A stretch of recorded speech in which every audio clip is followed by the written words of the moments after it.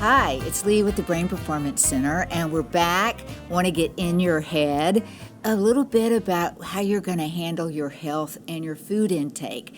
You know, I just got through Thanksgiving, and it was heavy.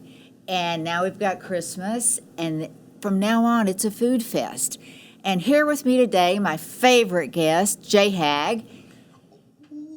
And he's going to give us some tips about, there's two parts to being healthy. There's the physical part, there's the emotional, and the mental part. And we're going to talk a little bit about that today. I'm really excited that you said I'm your favorite guest.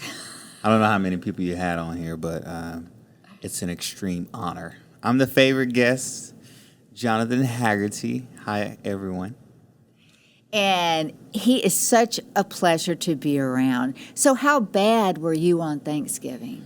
Well, first of all, I want to say happy Thanksgiving to everyone. I hope you enjoyed it. I was, my clients are going to be looking at this. I was not too bad, but I was bad enough. The pecan pie, I'm still trying to get over that. I love some pecan pie and peach cobbler, but, I told my clients, to eat slowly. So that was one thing I did. I ate slowly. I took my time with my food. So you enjoyed every chew. Yeah, yes, I did. Hey, man, my sister, shout out to my sister, she made some macaroni. Lord Jesus. I'll have to bring you some of that macaroni one day. I'll be waiting for that macaroni. But, at least you had a strategy. Going into the holiday, you thought about, okay, what can I do to kind of balance my food intake? Because most people don't. They go into Thanksgiving and they're excited and it smells so good when you walk in the house, and then you just start eating. And then there's leftovers, and then the Christmas holidays begin. And there's cookies everywhere you go, there's candy. And people just think, you know what, I'm on holiday. Right. I'm on holiday right now. What would you say? I know what I would say to some of those people. But what would you say? How do you address that holiday mentality? Do you get more physical? Well, it's just like you said, it's a mentality.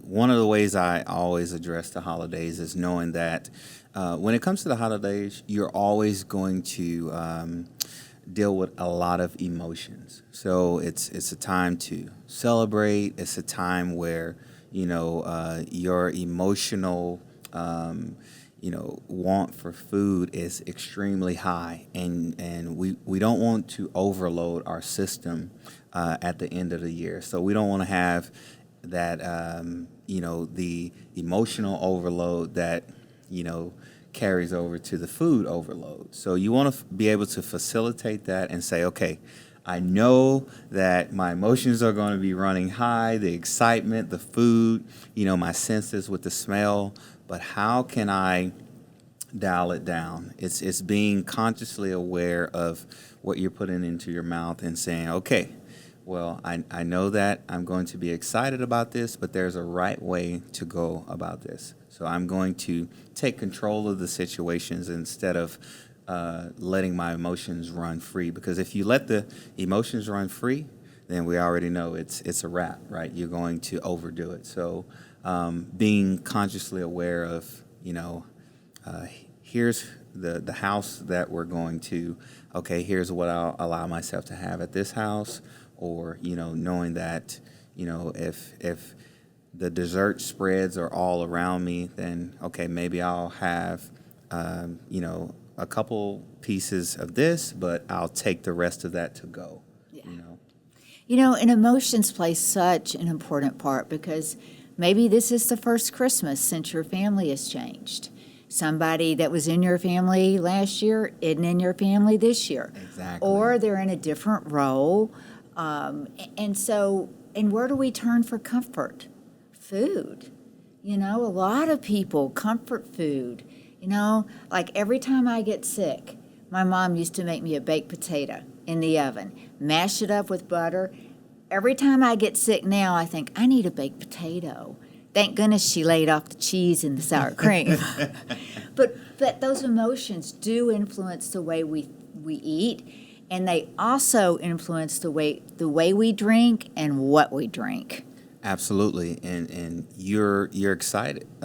You're excited, and when it comes to your emotions and your family members and just the warmth, there's a feeling attached, with the whole Thanksgiving, Christmas, New Year's, and if you don't really, control that and say to yourself, I'm going to, really be proactive about this, then you could end up overdoing it. And a lot of it stems not so much from, okay, I'm just going to gorge and try to eat, but it's just like you say, when you're around your family members, your family and your friends, they mean a lot to you. So when you're having these foods, it's like you don't want to say no because you love your family, and it's a time for giving. It's a time for sharing. So it's all about what you attach the mindset of that to. That could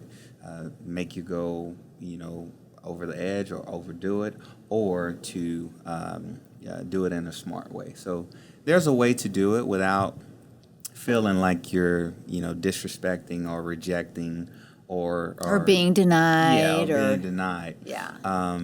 And so I would say, just be consciously aware and track. You can track even during the holidays, your inventory of what you put on your fork as well. And if it's okay, if you say, you know what, it's okay during the holiday season for me to gain 3 or 4 pounds, okay, but manage it. Have a plan to make sure that it's 3 or 4 pounds.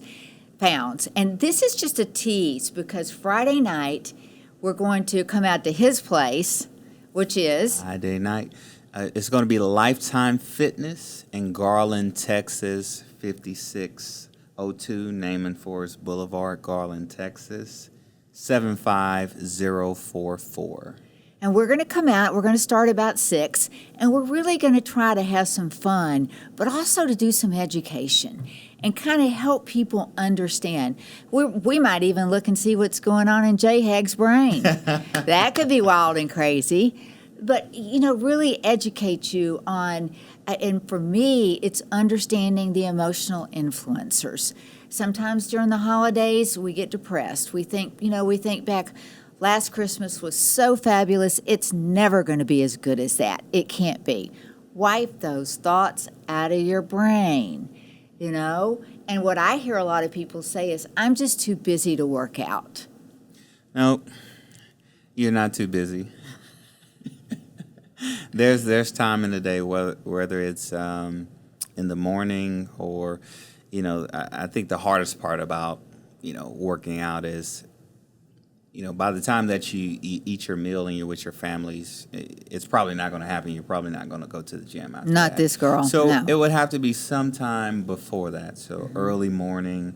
And I think the main issue with that is, if you're not an early morning riser, that's tough for you. So maybe you have to get that, late morning workout or maybe that afternoon before you get around your family members. Because I get it, once you, get that shower and then you're on your way to your family members, it becomes all about family and friends, as it should be.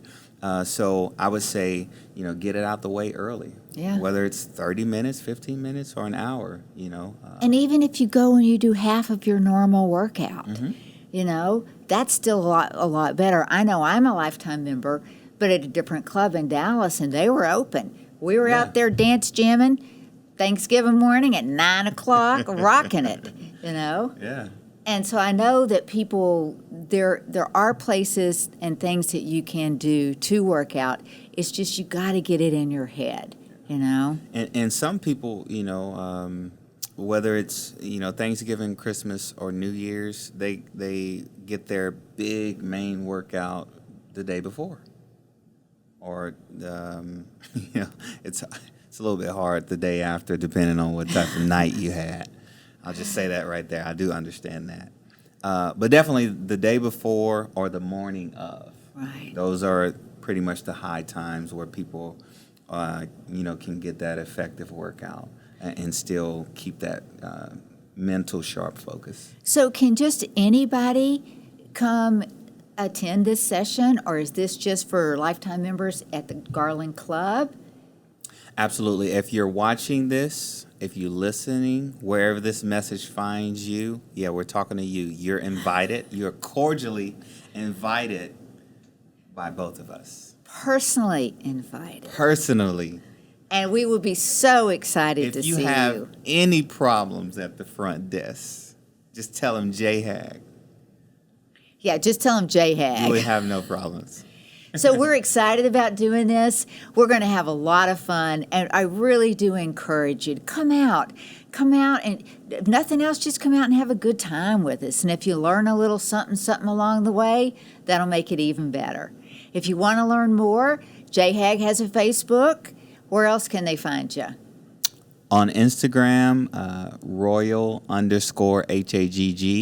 And my team page is In the Lab Working, so INTHELABWORKIN. That's on Instagram. And then Twitter, Royal_Hag again, so ROYAL_HAGG.